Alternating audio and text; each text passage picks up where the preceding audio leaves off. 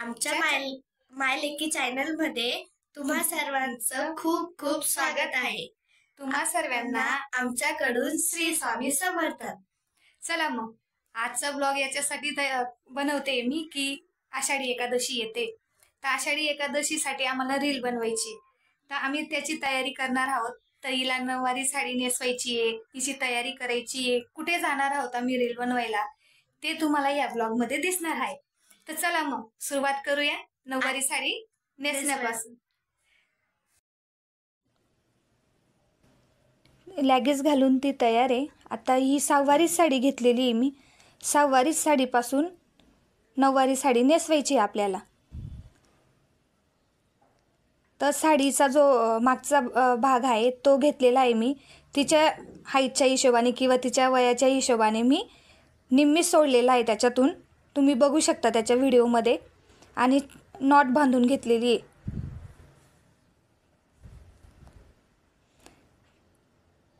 छान नॉट बांधून घ्यायची आपल्याला पॅक व्यवस्थित। आणि जो हा पदर दाखवते ना मी तुम्हाला तो घ्यायचा आणि पायाखालून काढून घ्यायचा आहे, म्हणजे तिचा डावा पाय आला तो। आणि ते छान आपल्याला आपण काय म्हणतो ना काष्टा बनवून घ्यायचा आहे। जेवढा काठ आहे ना मी त्या पद्धतीने बनवून घेतलेला आहे। आणि छान आपण तो बनवून झाल्यानंतर व्यवस्थित सेट करून घ्यायचा आणि पाठीमागे खोचून घ्यायचा। आणि दुसरा पदर मी घेतलेला आहे तोही तिच्या उजव्या पायातून काढलेला आहे आणि पदर घेऊन घ्यायचा आहे। जसं आपण पदर घेतो नेहमी पदराचा पट्टा घेऊन घ्यायचा आहे, कारण मी हे थोडंसं फास्ट मध्ये दाखवते तुम्हाला, नाही तर खूप मोठा व्हिडिओ होऊन गेला असता। छान पदर घेऊन घेतलेला आहे मी आणि पिना लावून घेतलेला आहे व्यवस्थित।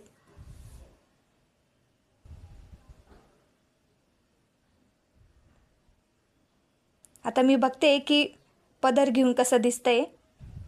आणि छान ही जशी आपण आता ही जी पाठीमागे काष्टा आहे ना पुढे व्यवस्थित सेट करून पाठीमागे काष्टा आहे तिथे एक पिन लावून घ्यायची आपल्याला, जेणेकरून ती पिन अशी लावायची की ती दिसणार नाही आपल्याला। लावून झाली माझी पिन आणि जो उरलेला आणि बाकी याच्या मिऱ्या घालून घ्यायच्या आहेत आपल्याला। मिऱ्या व्यवस्थित सेट करून घ्यायच्या आणि खोचून घ्यायच्या आहेत त्या। आणि मी छान खाली पायाजवळ तिला पिना लावून घेतलेल्या आहेत व्यवस्थित, कारण ते फास्ट करते ना त्याच्यामुळे ते दिसत नाही। आता तिची तयारी केसांची हेअरस्टाईल करायला घेऊ आपण। तर मी काय केलेले पुढचे असे व्यवस्थित दोन भाग करून घेतलेले आहेत आणि पाठीमागचं व्यवस्थित एका साईडला पोनीसारखं करून घेते मी, जेणेकरून मला ते पुढची जी स्टाईल करायची ती करता येईल।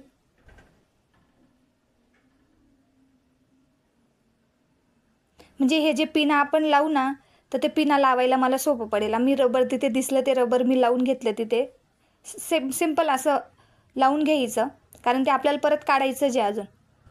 तर मी असा एक भाग घेतला, त्याचे दोन भाग करून असे क्रॉसमध्ये करून घेतलं, म्हणजे जसं आपण फुगा घेतो ना त्या पद्धतीने करून घेतलेलं आहे।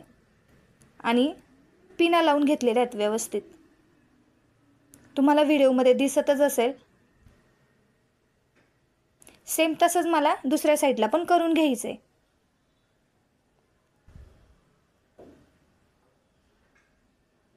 हे बघा ह्या पद्धतीने, कारण दिसायला खूप छान दिसतो आणि थोडासा फुगा येतो ना तो पण छान येतो। आता हे झालंय व्यवस्थित, केस व्यवस्थित विसरून घेते मी आणि रबर बँडने रबर लावून मी पोनी घालून घेते, कारण तिची केस खूप मोठे आहेत ना त्याच्यामुळे मी तिची मदत घेतली थोडीशी। तिचं एक रबरवर बिलकुल होत नाही, तर मी काय केलेलं आहे दुसरे रबर घेतले, दोन रबर एकमेकांना जॉईन करून घेतलेले आहेत, गाठ मारून घेतलेली आहे आणि त्याला पिन लावून मी ती पोनी व्यवस्थित पॅक करून घेते, म्हणजे ती निघणार तरी नाही आणि लूज पण होणार नाही, कारण ही खूप छान ट्रिक आहे माझ्याकडे।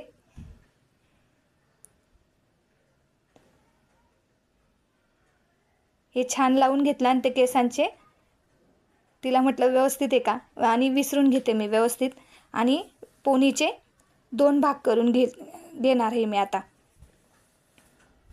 हे बघा ह्या पद्धतीने दोन भाग करून घ्यायचे आणि रोल करून घ्यायचं व्यवस्थित आणि लावून घ्यायचं.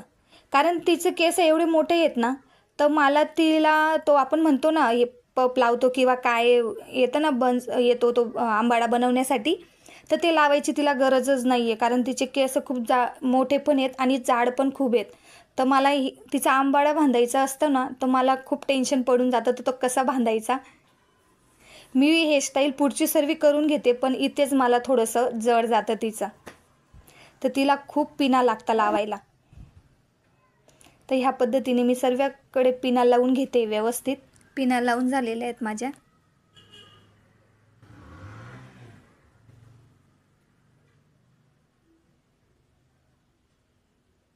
आता जो माझ्याकडे गजरा आहे तो लावून घेते मी. छान व्यवस्थित असं लावून घेते मी, कारण 2 गजरे तिला जॉईन करून लावलेले आहेत मी तिला. एक गजरा तर तिला बसतच नाही. आणि तोही छान पिना लावून व्यवस्थित सेट करून घेते.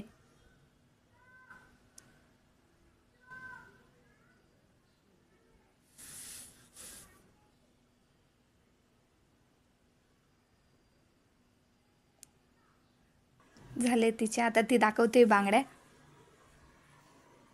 आमच्याकडे जे आहेत त्याच बांगड्या आम्ही घालून घेतो, कारण तिच्या साईजच्या बांगड्या भेटणं खूप मुश्किल आहे. तर ह्या माझ्या मैत्रिणींनी बनवून दिलेल्या होत्या तिला पण आणि मला पण बनवून दिलेल्या होत्या तिने. तर ह्या तिला आत्ता होत आहेत.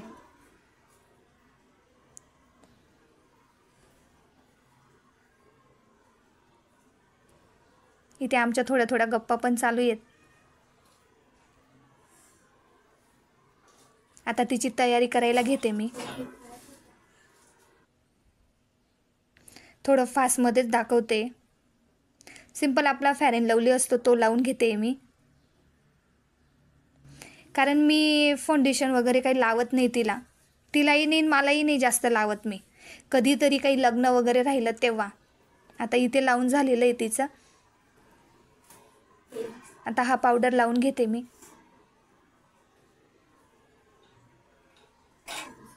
मला हा पावडर आवडतो. हे छान लावून घेते.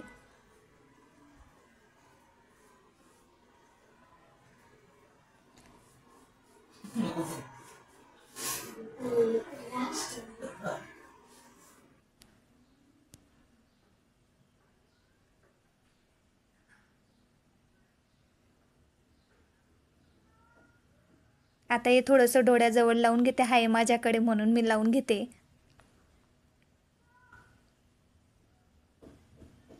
जेव्हा लग्न राहतं ना तेव्हा हे मी घेऊनच ठेवलेलं होतं. मामाच्या मुलाचं लग्न होतं तेव्हा, तर ते मला कामात येतं. आणि त्याच्यातलंच एक थोडंसं पिंकिश कलर होता ना माझ्याकडे, पिंकिश होतं, तेच मी तिच्या गालाला थोडंसं लावून घेतलं.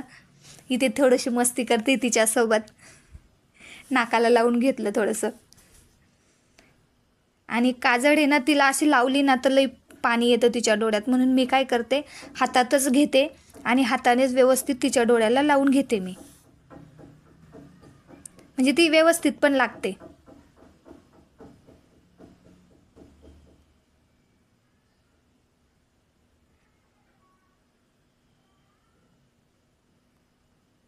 झाली काजळ लावून माझी सिंपल.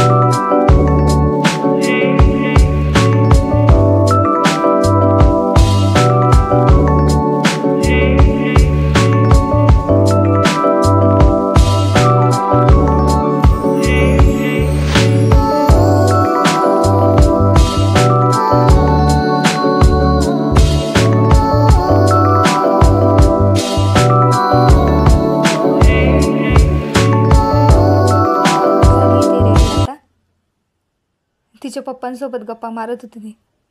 आता माझ्याकडे नेकलेस आहे तो मी तिला घालून घेते व्यवस्थित.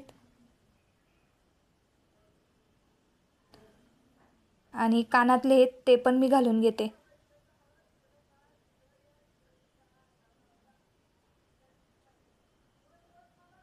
कसा वाटला बरं तुम्हाला हा तिचा मेकअप? इथे मस्ती. आता एवढं सर्व मेकअप करून झाल्यानंतर सुद्धा तिला म्हणायचं आहे की मला आयलायनर लावायचं आहे. तर आता मी ते आयलायनर लावून घेते तिला.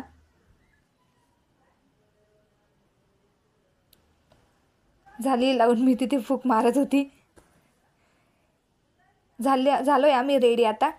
आता माझी तयारी करते. मग चला निघूया आपण.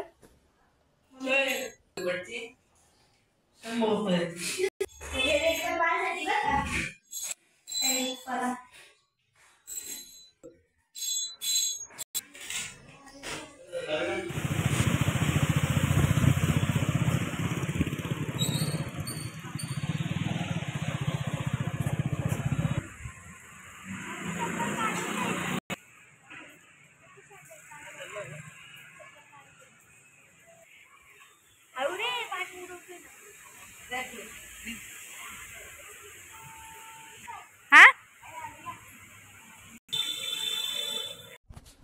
इथे निसर्गामध्येच मंदिर आहे ते. तिथे सर्व देवांच्या मूर्त्या आहेत तिथे. तर त्या मावशीन त्या माझ्या ओळखीच्या आहेत. पहिली मी ज्या बिल्डिंगमध्ये राहत होती ना, त्या बिल्डिंगमध्ये त्या मावशीन त्या वॉचमॅन होत्या. त्या तिथेच राहता. ते इथे मी निसर्गात राहायची ना पहिले. तर तिथल्या त्या मावशीन त्या मला भेटल्या. त्या मावशी म्हणे का गं बाई तू भेटतच नाही माझ्याशी. तर मग थोड्याशा गप्पा चालल्या आमच्या थोड्या तिथे. कारण मी मुलीला अजूनही त्या निसर्गात क्लासमध्ये सोडायला जात राहते ना. तर मिस्टरांना विचारत होतं मला ओळखतो का भाऊ तू. तर आता तिथे शूटिंग झाली होती आमची. आता आम्ही पोचलोय घरी.